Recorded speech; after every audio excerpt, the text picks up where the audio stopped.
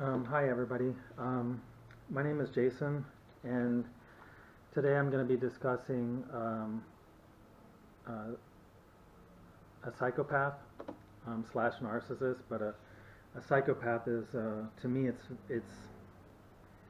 I mean, I'm no expert, but to me, they're very different. A narcissist and a psychopath. Um, anyway, I'm going to just go through some things that I've researched and some things that I'm of course, discovered having been married to a psychopath for uh, close to 25 years. Um, so, of course, a lot of this is what I've learned from my own personal experience. Whether it's 100% correct or not, you guys can comment to the video and give your thoughts. But anyway, these are, so the way this is formatted is it's basically a list of how to identify a psychopath. And this is going to be a very long video. I'm probably going to upload it in parts because it's going to be really long. I mean, I have a lot to cover here.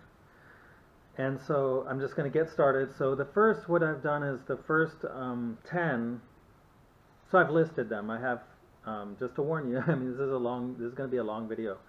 I have 39,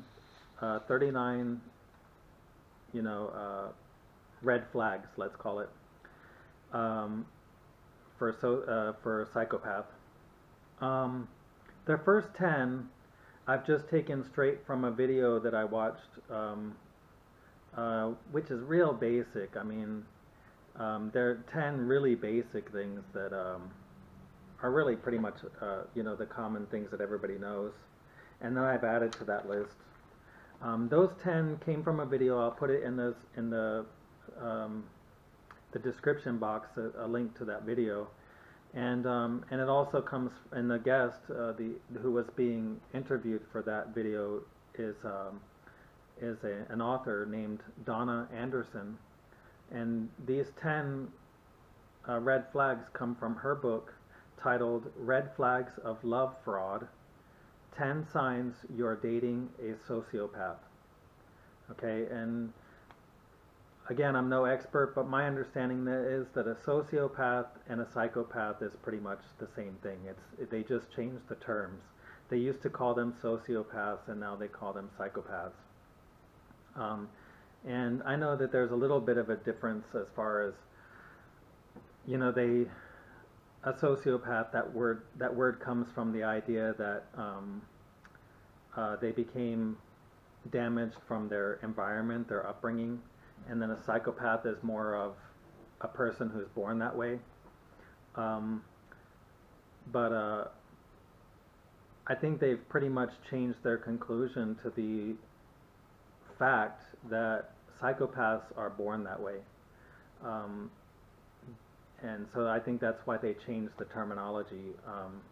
And I can tell you from my own experience, I have 2 children, a son and a daughter, and both of them, in my opinion, are psychopaths. They took exactly after their mother. And I noticed now, looking back, I noticed that there was a problem, like, immediately when they were born. We had a lot of problems immediately when they were born. I mean, when my kids were like 2 years old, they drove me to a nervous breakdown. I mean, it was horrible.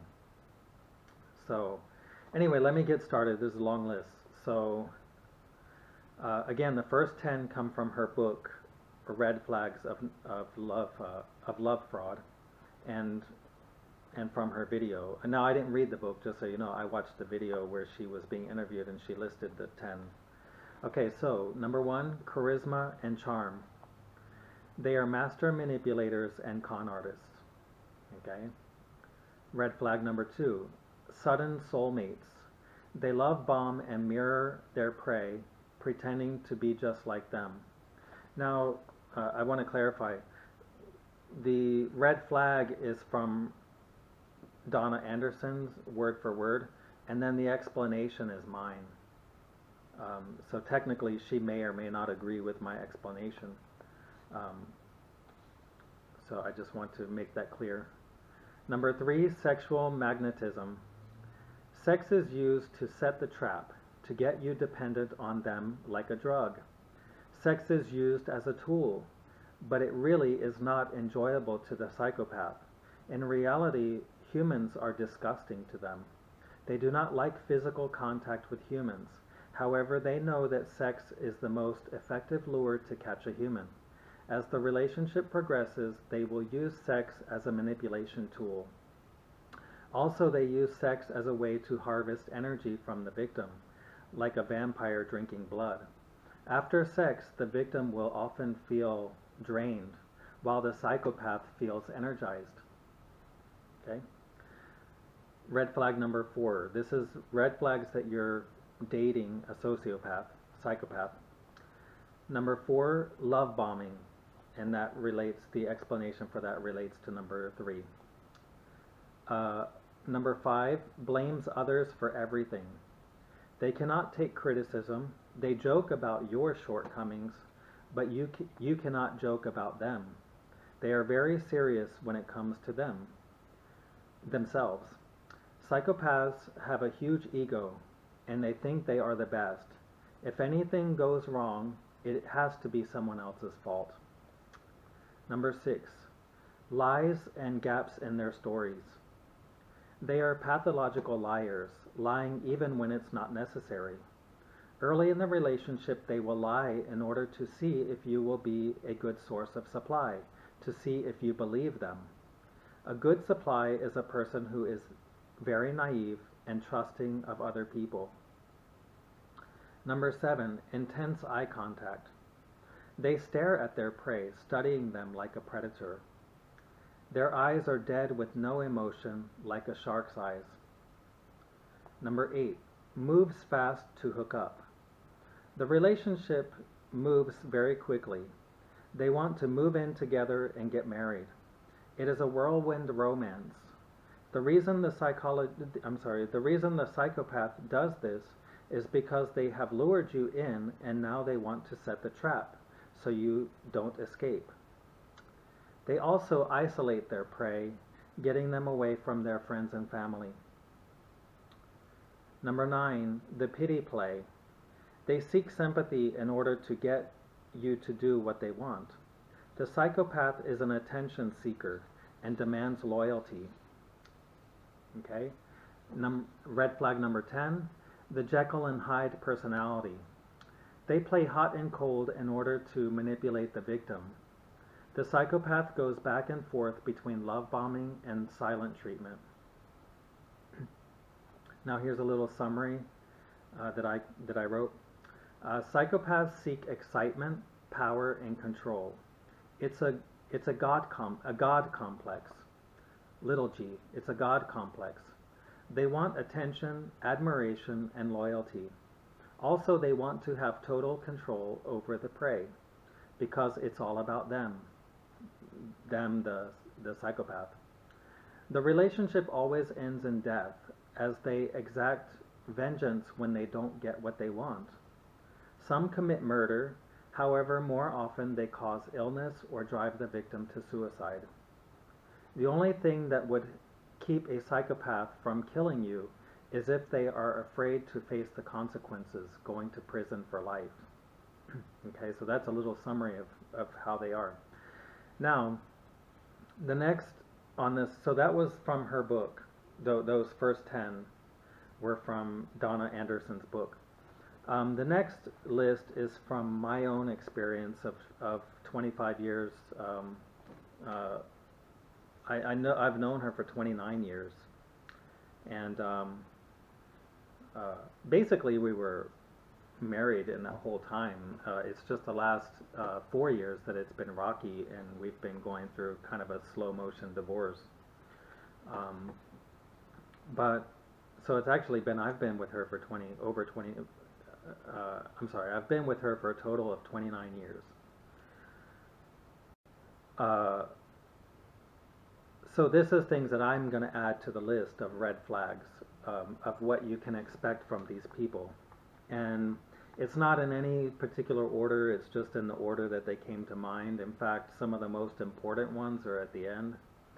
Um, and I was just, coming up with this list, I was just reminiscing, about those 29 years. Like, what were the red flags that really should have caught my attention, but didn't, because I'm a codependent personality where I kind of dismiss things, gloss over things, don't take things seriously, think I can change. I thought I could change her. And also I was in denial about a lot of things. And I couldn't, in other words, I couldn't face the truth, which the truth was that she doesn't love me. I kept trying to see that she loves me, even though there was no actual signs that she did love me. And lastly, that I was living in cognitive dissonance. Again, living a lie, the lie that she loved me, when all the signs pointed to the fact that she actually hated me. So these are the red flags that in my list, in addition to her 10. Lack of emotions. As the relationship develops, one will observe that the psychopath is void of emotions. This can be observed when the psychopath interacts with people closest to them. Number 12, performs for people outside of the home. Psychopaths will perform like actors for people outside the home, for example, people at work, church, or in public settings. They will go over the top, displaying various emotions at a party, for example. They can be very boisterous as they seek to be the life of the party.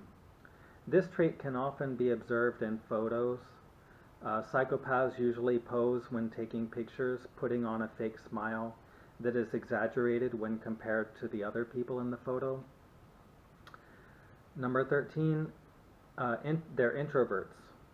As I stated in number 12 above, they can be the life of the party. However, afterwards they are very tired. The reason for this is that, in fact, psychopaths are introverts, and they get exhausted from entertaining others. They are performing when they entertain others. It's not who they really are. So that's why they get tired. Whereas normal people, we go to a party and we feel energized because we were around friends or family that we like, or whatever, hopefully, that we like, and then we feel good afterwards because we were ourselves. We weren't pretending to be somebody. Okay, number 14, no morals. They are chameleons, becoming whatever you want them to be or whatever they need to be to get what they want. Number 15, no conscience. They do not have any emotions, including remorse. Number 16, calm, cool, and collected. Psychopaths have no emotions, so they rarely have outbursts. If they do, it's just an act meant to scare you. Psychopaths don't get mad, they get even.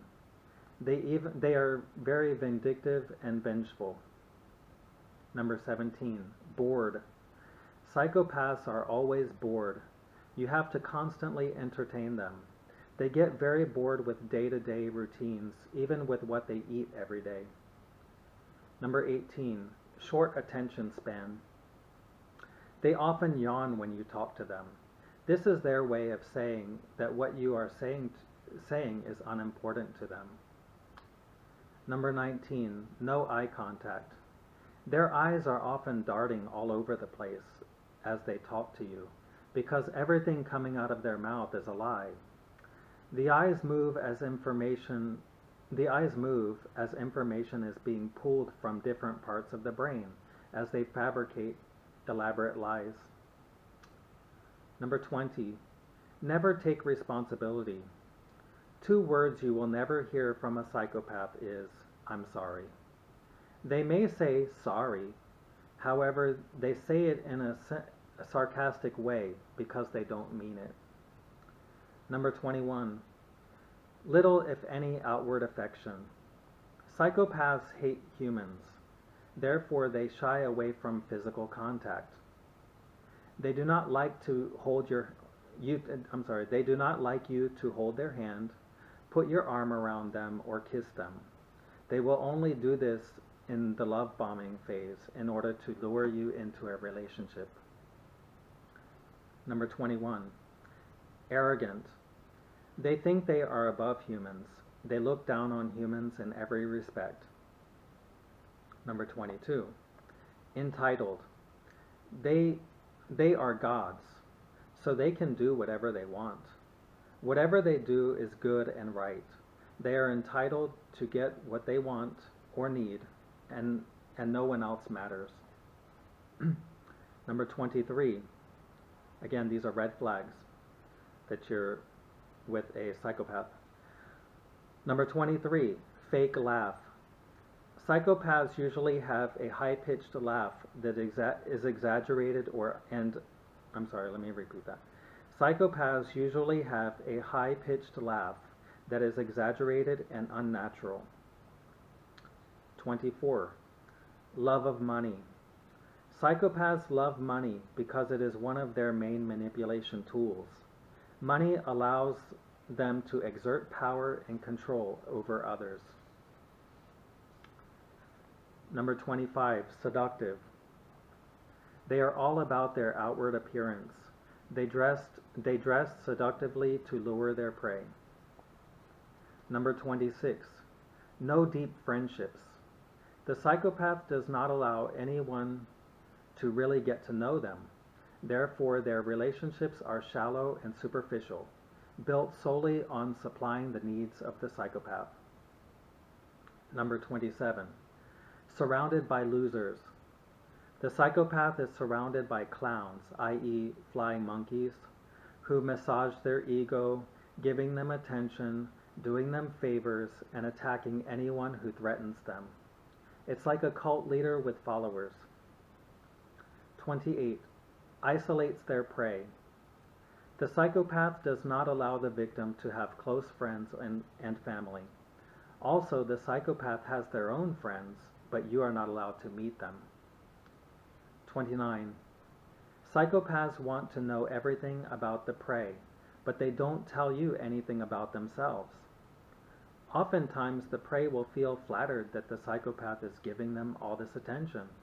However, in reality, the psychopath is gathering all this information so that they can assess your strengths and weaknesses.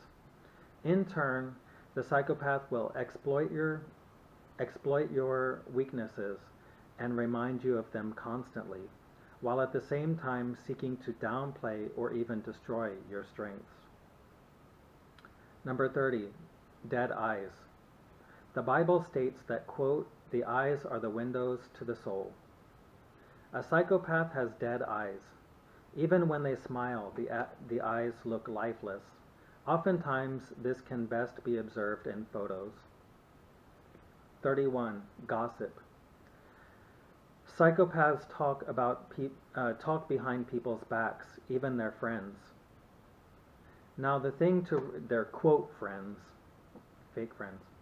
Now the thing to realize here is that if they are talking behind other people's backs, then they are also talking behind yours. 32. Triangulates. Psychopaths like to put you down by comparing you to other people. For example, my ex-wife used to talk about a particular wealthy doctor and how successful he is. That obviously made me feel bad, and she would do that in order to put me down so that I would feel lucky to have her. She would often say or imply that no other woman would want me. 33. Gets off on watching toxic television programs.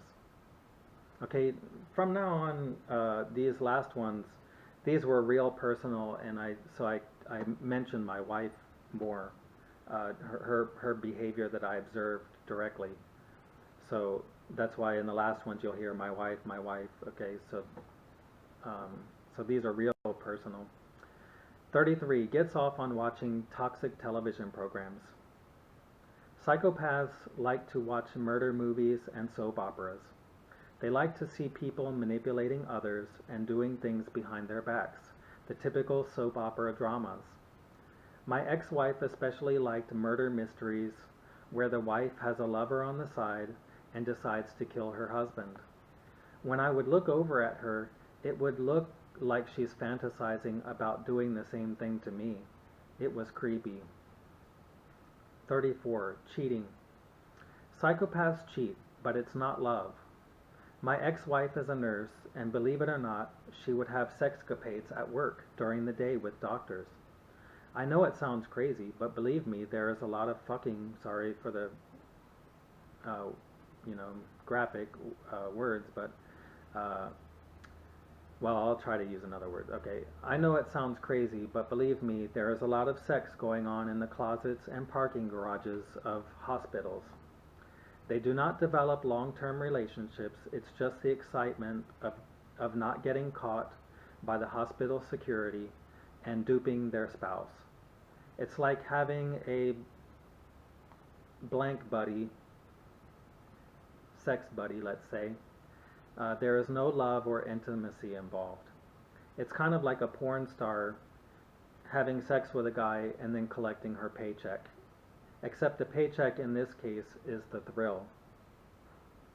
35. Future faking. Psychopaths talk about the future in order to fake you out. For example, my ex-wife often spoke of going on a vacation with me just before she up and left. While I thought we were planning to go on vacation, she was making plans to discard me. And they actually get off on that. 36. Simulate abandonment. My ex-wife would plan vacations overseas with our children and not invite me or even tell me about it. I would not find out until less than a week before their departure, when I would see them start packing their bags. It would make me feel very uneasy, not knowing whether they will ever come back. She really got off on my resulting anxiety. 37. Incestual type relationships. Psychopaths sometimes treat siblings and or children as spouses. Starting when my children were first born, my ex-wife would make decisions about I'm sorry, my lips are getting tired talking. So forgive me if I'm slurring. Starting when my children were first born, my ex-wife would make decisions about our children by consulting her brother as if he is the father of our children. I was not consulted at all. That went on all through my children's upbringing. And now that my children are young adults, my ex-wife treats my son as if he's her husband. They live together, and he takes care of her house, car, and etc. the way I used to do. In fact, I taught my son everything, and once he was old enough to do things for her, she discarded me. My son actually treats me like I'm her ex-husband. He dotes on his new position in the family, and it's as if I'm not even his father. Weird stuff, huh? 38. I'm almost done. Last two. 38. Cold and callous.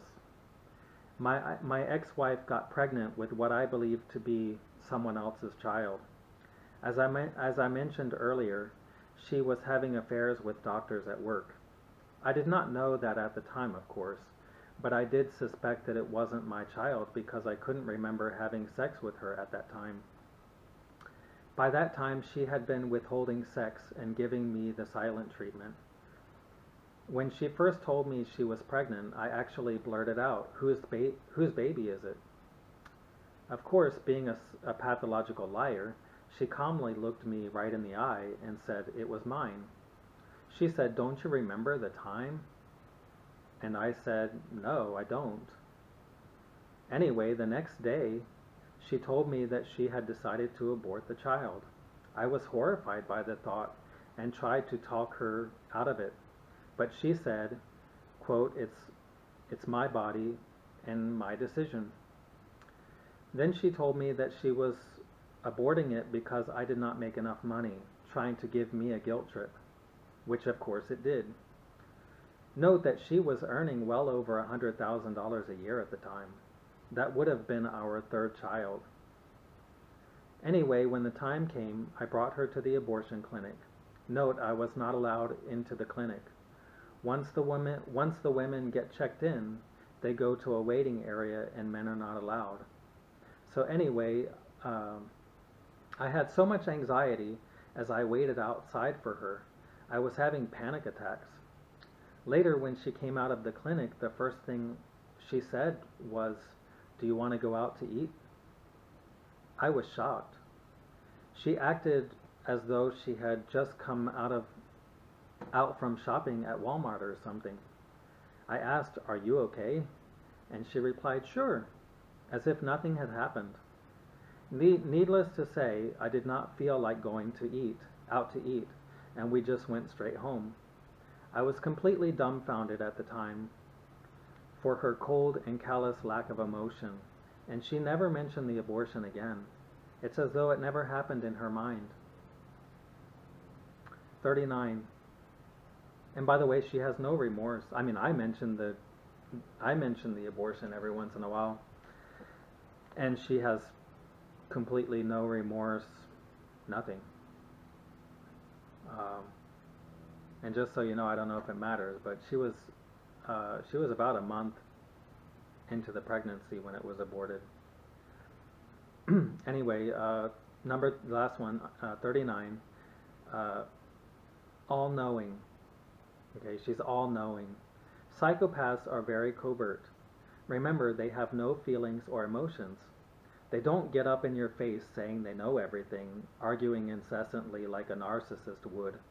Instead, they display a smug demeanor that implies that they know everything. They do not explore, question, or learn anything throughout their lives. They are always the same. I have known my ex-wife for 29 years now, and she has not changed at all in that time. She was ignorant about a lot of things when we were young, and she is still ignorant today. She never learns or progresses on a personal level. The only thing she has always been, unknown to me, is a master manipulator of humans. So that's the list. And so that's pretty exhaustive. I mean, that's pretty much all I could think of. And actually, some of those last ones, to me, were the most important.